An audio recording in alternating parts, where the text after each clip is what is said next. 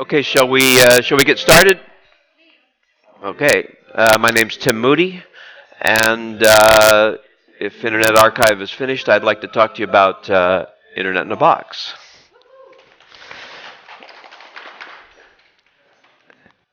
How many people have heard of Internet in a Box? A couple. Okay, how many people think it's for a medical device? Okay, so because in a Wikimedia context, most of what we've talked about so far has been for Internet in a Box to be used for medical reference information. But in fact, it actually started off as a school server before we purposed it for that. So that's why I wanted to talk about it in an education context. So what is Internet in a Box? So fundamentally, Internet in a Box is a inexpensive computer, usually based on a Raspberry Pi, but not necessarily, that is a Wi-Fi hotspot and can be used to provide access to reference and other kinds of material for people who live in a place where they don't have an internet connection, or they have a poor internet connection, or they have an expensive internet connection. And so they would like to have offline content. And talking about it here because one of the main types of content that people like is the Wikipedia. I personally use it probably daily, and probably everybody else in this room does too. And so a lot of people would like to have access to that. Without an internet connection, you don't get access to that. So this is to provide people with an offline connection to Wikipedia and actually quite a few other pieces of content. Internet in a Box is also, you could say, the name of a collective. We're not actually an organization. We're not a company. We're not a foundation. We're just a bunch of guys who talk weekly, actually, and try to create a useful piece of software. Most of the software that's in Internet in a Box, we didn't write. We write the glue that helps it all fit together, helps it be able to be navigated and to be used, and also to be exposed to a Wi-Fi hotspot. So it's really a collection of software, it's a collection of content, all of which is free and open, and that we help people make available to others. Usually the model is somebody in a place that has a good internet connection sets up an Internet in the Box, and they take it to someplace else that doesn't have a good internet connection, and that's generally the model. And as I mentioned, it's been used both in an educational setting and also in a medical setting. So a brief history of Internet in a Box. People have probably heard of one laptop per child, OLPC. So one laptop per child had these little green laptops. You maybe seen pictures of them, maybe even seen one, and they called that an XO. So a couple years into that project, people said, well, it'd be really nice to have a server that goes with that. Let's call that an XS for server. And then as they got busy supporting people, as I think they eventually distributed about 4 million of the XOs, the people who worked for OLPC said, we don't really have time to do this. So a community emerged that said, well, we think this is a pretty valuable server, and let's form something that we call the XS Community Edition. And I was one of those people. And so the school server, as it was known then, emerged from OLPC as an appliance. Mostly it was being put on big Intel boxes. No small Raspberry Pis existed at that time. And we actually carted a big tower like this to Haiti in a suitcase once to set up a server. So that's kind of the origins of the school server side. But at the same time, a guy by the name of Braddock Gaskill had an idea for a smaller appliance. He was using a 1 terabyte drive, so his idea was one size fits all. We just put every Wikipedia on there and we'll give it to people, and hopefully it'd be useful to them. And he came up with the name Internet in a Box, which everybody seems to like. I certainly like it. And he actually trademarked that name. But after a while, he kind of got tired of doing it. So we merged the two projects, the people who were on the XSCE side, and we kind of rebranded as Internet in a Box. And took his concept, certainly his name and his concept, though the thing has now morphed into something that is completely different than what he had. So what does it look like? Well, in earlier days, we often used an Intel NUC, next unit of computing, which is about a $500 box for larger deployment, maybe a full school or something like that. That's a good choice. But increasingly, we use a Raspberry Pi. This little circuit board costs about $10 US, if you can get one for that price, but that's what they say they sell it for. And this is a little, actually 3D printed case that it can go on. The Raspberry Pi comes in a couple different flavors. This is the bigger one. This is called a 0W. Then there is a 3 and a 4. Has a little bit more processing power, a little bit more memory, and so for larger installations, that works pretty well. But for especially for even internet in a purse type installations, this one works pretty well. How do I access it? Well, it is a hotspot. Typically, if you go to connect your device to the Wi-Fi, you would see something like Internet in a Box there as a Wi-Fi hotspot. You connect to it, and mostly you probably will get to the home page. There's a captive portal. Doesn't work on all devices, but in most instances, it would actually get you to the home page. What's in the box? Well, that depends. For medical deployments, some of these things here, the medical Wikipedia, global emergency medicine, things like that. In the case of education, could be a lot of different things. There's more services that are available, and I'll talk about those in a second. But Internet in a Box is not a product per se that you just get it and it's got whatever it's got. It's actually something that's pretty configurable in both. There's two ways in which you can configure it. One is that the services or software that goes on it, and the other is the content that goes into those software services. So what services are there? Kiwix. How many people have heard of Kiwix?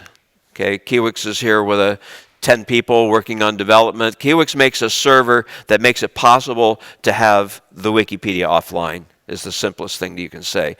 They have a compressed format, so you're probably familiar with that the English Wikipedia has 5.5 million articles. Well, that boils down to only 80 gigs, probably in its source on a MediaWiki server. I don't know how big it would be, but it would be certainly larger than that. So they can produce a zim file, which is a compressed file of the English Wikipedia that's 80 gigs. And they produce for all the Wikipedias in all the languages. So you can put any of those onto the box, and they're all searchable. So this is a really good way to distribute into an offline world all the wikis, and not only Wikipedias, Wiktionaries, all of the various Wikimedia properties that are out there. Then, so now we depart from what would often be on a medical box, and we get into more, well, what would we put on a box that was aimed at education? And probably people have heard of Khan Academy.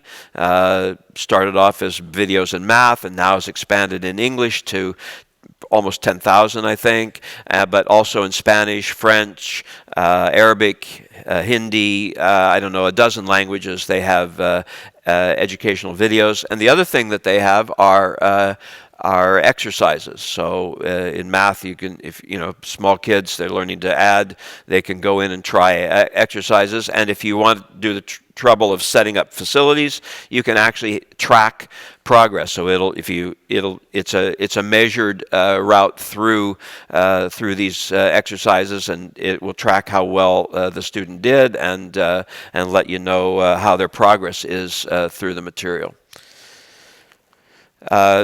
Colibri is an application that comes from Learning Equality. Learning Equality are the people who make K-Lite, which is the server that serves up Khan Academy videos.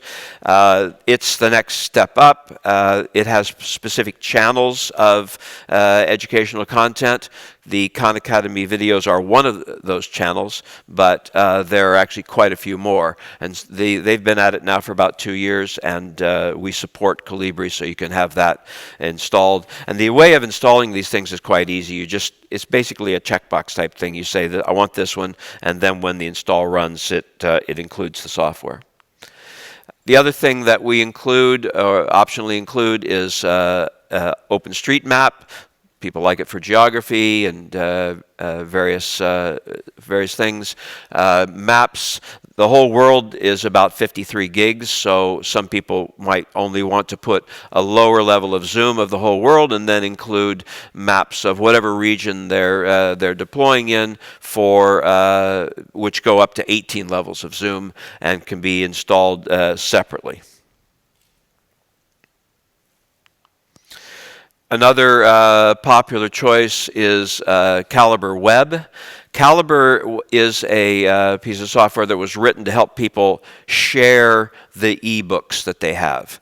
And so if you've bought a bunch of ebooks, you can run it on a laptop and actually make a server to share that. But they've extracted that now so that it can go onto something like Internet in the Box, and you can use it as a place to store local books. So if you have books in PDF or you have books in EPUB or any of those kinds of formats, you can upload them to the server. You don't have to have the server delivered with them. You can add those things to the server, and then there's also catalog metadata type information that you can put in to help people browse that catalog and find books of interest. So that's another one of the software packages that is typically included in Internet in a Box.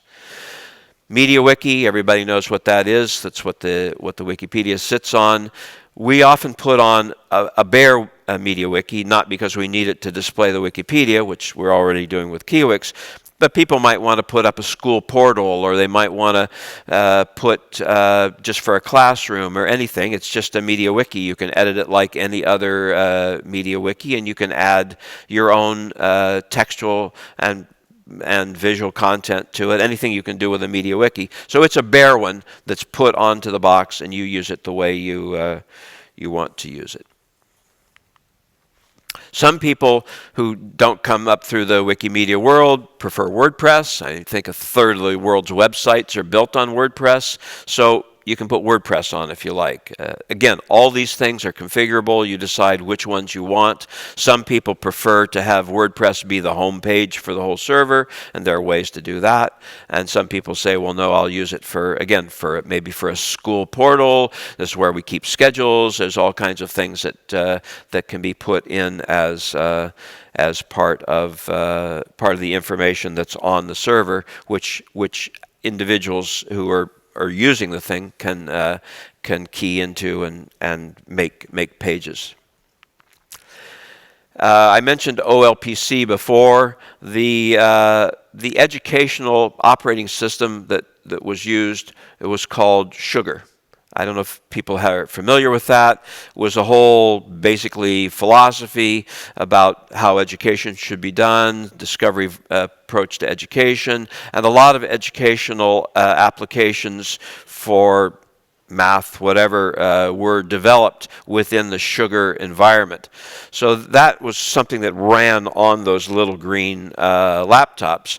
But OLPC France, one of the people at OLPC France came along and said, it'd be really nice if we could have that on a server. So they created a server version of Sugar, which can be just accessed with a browser. And it comes up, this is the standard look and feel of Sugar, with the icon for the student in the middle and little icons for all of the various activities, and these were all collaborative. You could share. Two students could work on a document at the same time, and it was actually quite a progressive environment. And so we now have a somewhat scaled back, because they're still working on it, trying to take all those activities that were written to run on a laptop and make a browser-based version of those so that you can run them on the server.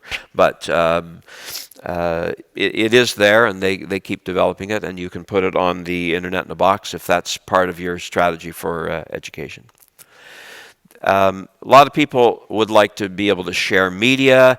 If Internet in the Box is an offline server, Nextcloud is an offline cloud. So maybe you want to share whatever kind of media, pictures, videos, any kind of material. You can share that into Nextcloud, which runs on Internet in a Box. And one of the nice things about Nextcloud is they have an app for iOS and for Android, so you can actually drag and drop, and also for laptops, so you can actually drag and drop materials into the Nextcloud environment directly from your device. It's not a totally light process, so you may want one of the larger Raspberry Pis if you want to use Nextcloud. But it has a lot of functionality in it for sharing media. There are a few other interactive apps. I got very interested in Minecraft a couple summers ago with my grandkids, and we enjoyed that so much that I actually a lot of people don't know that there's an open source version of Minecraft, basically, or that's called Minetest. So it's basically they took the functionality of Minecraft and rewrote it and makes something called Minetest. So there's actually a Minetest server that you could put onto Internet in the Box, and it's set up to play in creative mode. If you know the difference between creative and survival. Survival means going around and killing villagers and zombies, and creative mode means building structures, and in my view is a pretty creative activity. So I like it, and I put it on there. Another interactive app is called ELGG. It's somewhat similar to Nextcloud. We tend to prefer that a little bit. People who know this, we do have some people who know ELGG and like to use it as a way of sharing media and collaboration. One of the things that's been happening recently, especially with one of our developers who's been working actually up in the Himalayas, is to create infrastructure aspects to Internet in the Box. So he works on a mesh network. These are very isolated communities. They don't have much in the way of telecommunications up there, so they create a whole network of multiple Internet in the Boxes, and so you basically get a community that's served by this, and so now they want some of the things that we have. So for example, there's a standalone email system. It doesn't go to the outside world, but it allows you to do email within that closed environment, and they have a sort of a sneaker net approach to distributing email then more broadly than that. There's also a PBX system, so you can use your device on the local network and make calls. And they've set up long distance links across valleys up to 10 kilometers, where they actually have a Wi-Fi link across these valleys. And so they set up basically a little phone system within these isolated communities, and they use Internet in a Box to do that. Sometimes you want to get for provisioning, you want to get things down with BitTorrent. There's a BitTorrent client. Sometimes you have a mixed lab. A lot of people use Internet in a Box in a computer lab in a school, and you might have Windows laptops in that lab, so you can set up Windows file sharing on the server, and you can set up print services if you need it to talk to a printer. There's a few packages for more management and analysis. AW Stats is a package that takes the web server logs and tells you who used the system and what kind of content they viewed. And then there's some monitoring. The other thing that we have is an open VPN, so you can connect yourself to the open VPN and get support, assuming you have a network connection. But certainly while you're setting up, you can do that. So that's all of the services, which are pieces of software that can be you can elect to have installed as part of the creation of an Internet in a Box. But then, of course, the software by itself doesn't do much for you if you don't have some content with it. So the way we put most of the content on is through something called an admin console. So if you put in whatever the URL is of the server, often it will be box.lan/admin, you will get into the admin console. This will be the first screen that you see, and you will then probably, the first thing you will want to do is progress over to the Install Content tab and take Get Zims from Kiwix. So all of your wikis that you might want to have on this server, you'll come here and do that. And I'll point out a couple buttons on here before we move on. First of all, you're going to want to select a language. I don't know how many there are, 200 languages that the wikis are in. And once you've checked, so you can see there are check boxes here, you'll check the ones that you want, and then you'll click Install Selected Zims, and it'll go do it. So first thing you want to do is select the language. These are the 6, except for Chinese, principal languages of the world in terms of numbers of speakers. And but in case you need more, there's a big long list of all the languages pretty much that the Wikipedia is available in. And so then you, having filtered by language, you get a list of all of the wikis that are available. Now, one of the things that Kiwix has started doing, because the English wiki is so large, the English wiki is 80 gigs, they've started extracting subsets of that by article sets. And, you know, I don't know if everybody wants cricket in the classroom, but they might want physics. Or chemistry. So they have a number of topics that they have extracted into smaller, and you can see the sizes. The screen shows you how big each one of these is, and actually I didn't point out on this screen, you're told how much space you have available, and every time you check one of these things, the space required will go up. So you can see, and it's even color-coded as you start to fill up. It'll go orange, and then it'll go red if you select. It won't prevent you, because it assumes you know more than it does, but it will guide you to select. And part of the thing of putting together an Internet in a Box is usually figuring out how much can I fit on the SD card that I think will be cost effective in this situation.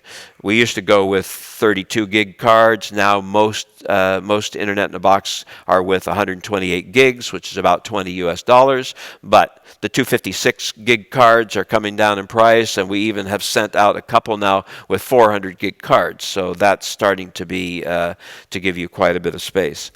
So anyway, after you've selected and you've clicked install Zims, what happens next is that some jobs get created on the server, and you don't have to pay much attention to them. They give you a lot of detail about what they're doing, but the most important thing you want to see, and it's been cut off over here on the screen, is that you want to see that those jobs succeeded. And they're not Linux system jobs. They're actually jobs running on this server. And you don't have to keep your connection. If you want to go away, do something else. If you're downloading a large file, it might take a while. You can close your connection. You come back here and refresh it, and you'll see what was there. If the server goes down, the power goes out, or for whatever reason the server goes down, it goes and checks what jobs were running. It sees whether they completed, and it'll actually start them up again after... when it reboots. So that's all about wikis and Zims and things, but that's not the whole program. There is an organization called OER2Go. They also are called Rachel. You may have heard of Rachel. It's another server for mostly for educational installations, and there's a huge list of other kinds of mostly educational packages that you can, again, check a box and click Install Selected Modules, go off to the job status to see how they're doing, see how they're downloading, and put them on. And again, they're multilingual, though they're not as multilingual as the Wikipedia's. English, Spanish, and they start to get French, and then they start to kind of go down from there as in terms of the amount of content. The other thing that we have now, I mentioned the OpenStreetMaps, so you can go into the admin console, and it's all organized by region. Again, shows you the size of the download. If you took the whole world, 53 gigs. So maybe if you only have 128 gigs on your SD card, maybe you can't afford to spend 53 of them on maps, but maybe you're deploying in South America, so you say, well, okay, that's 6 gigs. I think I can manage that, or somewhere in Africa, you might the Africa is 10 gigs, so you would pick what you want. Again, check the box, install selected, and it goes off and gets it for you.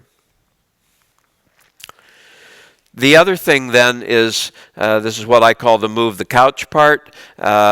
You've had all these things, all this content's been added, and by the way, it will automatically add to the home page menu as it comes down, but it's probably not in the order you want it in. If you did the English or you did the local language Wikipedia, that's the third thing you did, it'll be the third thing down the menu. You might say, well, I want that at the top. And so there's a part of the admin console is for adjusting menus, and there's some junky stuff that's on there that is what we call the out-of-the-box menu, which just has some instructions and things like that. You would never put that into a school, so you just click on it and drag it off the screen, and it's gone. And you click on one and drag it up and down, and you can change the order. And if there's a menu item that you would like to have on the screen and it's not there, well, there's another list on the right-hand side. You pick that and drag it over, and it's there. So this is actually the properties of the menus in general, not the particular menu items. We distinguish between mobile devices and non-mobile devices, and because a lot of people like less verbosity on a mobile screen than they do on a desktop screen. So, for example, everything has a title and an icon and a description and an extra description and even a submenu, stuff like that. So you can see that for the mobile device, all those are unchecked, but for the desktop, where we have more space, they're all checked. So you can have a different layout of the menu for mobile devices than you have for desktop devices, and you can also choose a different font. Finger Paint is that very funky font that was on my first slide. For if you're dealing with smaller children in the classroom, sometimes that's a nice header font, but most of the people on smartphones probably don't want that, so we just use more of a straight-up sans font for that. And there's some other things you can set on it. So this list on the left is your actual menu. This list on the right is all the things that could be on your menu. And again, you can wrong. You can just drag this off to the right and it'll be gone. And if, let's say, you had this and you wanted to drag it on, you drag it across. And let's say for some reason you really like maps and you want street maps at the top, you just drag it up to the top and you change the order of the menu. So that's how you configure your home page. And people spend a lot of time on this, I can tell you, which is why we decided it was nice to have, because we'd spent a lot of time changing HTML as people would want to move the couch. So some people, you might discover that you're an expert in a local language that you want to deploy in, and the people who did this used Google Translate, and it's not a very good translation. So you may find that you actually want to edit the text of the menu items. So, here's the title. You can actually change the icon if you want. You can change the description. So all of this is editable through a form. You don't have to edit HTML or any of this to make the home page. You're just editing these things through a form. So a lot of people want to know, well, did anybody use this thing? So we have some ways of getting metrics. You have to keep in mind that this is aimed at offline communities, so we can't just have, it can't phone home and say, oh, yeah, all these people used it. But people go periodically and collect statistics, and we use something called AW Stats, which has been around for a while, as a way of getting statistics, and there's a few wrinkles with that I'll talk about. This is what AW Stats looks like. As I said, it's very popular, used in the public website world. This shows you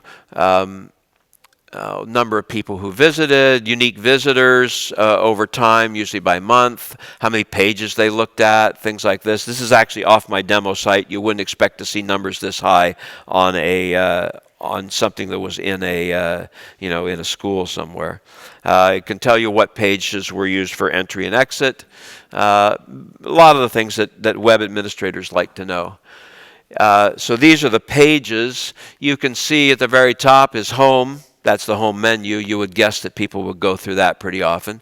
But there's a Wikipedia entrance, and next down is the Spanish WikiHow entry. So it gives you some information. These URLs are a little hard to read if you're not used to it. And one of the things that we want to do is make this a little bit easier for people to do the analysis without having to understand all these URLs. People are interested in how many people came to see it, how many people use the server, so you can get. And the other thing that people are often interested in is how long did they spend on the server. So, what percentage of the people stayed from 0 to 30 seconds, and what percent of people stayed longer. Now, one of the problems that we have with this approach to analysis is that not everything runs through a web server. I bumped my mic, didn't I? So if something doesn't run through a web server, we don't get a statistic. Kiwix runs through the web server, so we get all of the wiki stats, but K-Lite, for example, the Khan Academy videos, we don't get those. So what we do is at least we add a pseudo link to the logs so that we can say, well, okay, we at least know they went there. We don't know exactly what they did, but that would be a nice to have. Most of this stuff reports by time, and actually we were looking at some servers that came back from Guatemala, and we realized that that's a problem because a Raspberry Pi doesn't have a clock. So, your laptop, you turn it off, you turn it back on tomorrow, it knows what time it is. It actually advances the clock to tomorrow. But the Raspberry Pi doesn't have a clock. It just has something. It has a clock while it's on, but it doesn't have a clock that keeps time while it's not on. So that means the statistics get skewed. Yes. Actually, I have 11 minutes. I started a 45-minute counter when I started talking. It says 45 on the schedule. Well, okay, fine. I went by the schedule.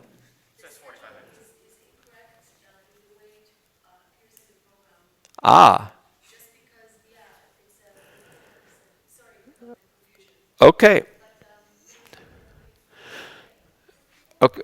Yeah. Okay. So I'll skip ahead then. Let me just skip to the last two slides then. So how do I get it?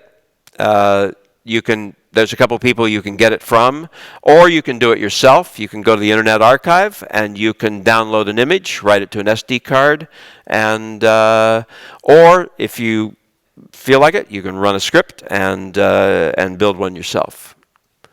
So those are some links, and I will take questions. And there aren't any. Okay. Okay. Okay.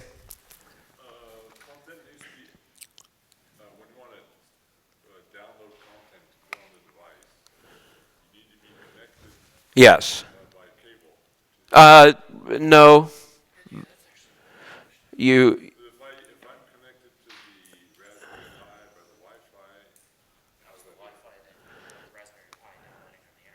Okay, so there's a couple answers to that. First of all, in the admin console on one of the slides that we skipped, you can actually change the Raspberry Pi to turn on Bluetooth, and you can control it over Bluetooth, and then you can switch the internal Wi-Fi to be upstream.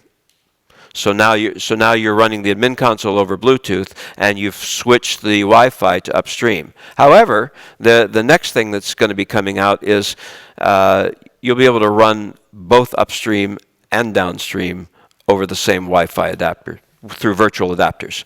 So, and that's there's some new functionality that you probably know George. George has been working on. Still being tested. So those are two of the answers. But of course, the Wi-Fi for downloads will be slower. So what I do if I'm setting up a machine is, you're absolutely right. I connect it over the. I use a 3 or a 4. I connect it over the cable, and then I control it over the Wi-Fi, and then I deploy it into the W. But there are solutions for that coming. Yeah, it's just in the control. It's right in the very first slide, but so I'm conscious of time. What? What about the speed? Like, what kind of adapter are we using here? Are we using an N, AC, AX maybe, perhaps? On the W, it's not more than N. It might even be G. Oh. Yeah, it's not extremely fast. So if you can have a wired connection, it's good for provisioning. Yeah.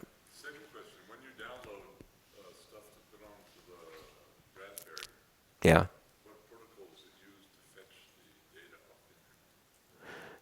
Depends. Probably wget. Sometimes it's wget. Sometimes it's rsync. We're not using BitTorrent. For K-Lite videos, you can use BitTorrent, but we're not yet using BitTorrent for XIMs. I know Kiwix exposes BitTorrent, but are you talking about the Internet Archive, or are you talking about for XIMs and things? Yeah, no, it's using wget. Yeah.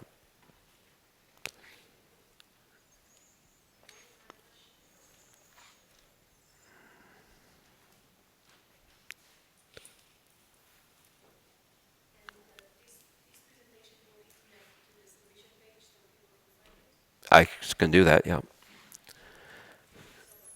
Okay.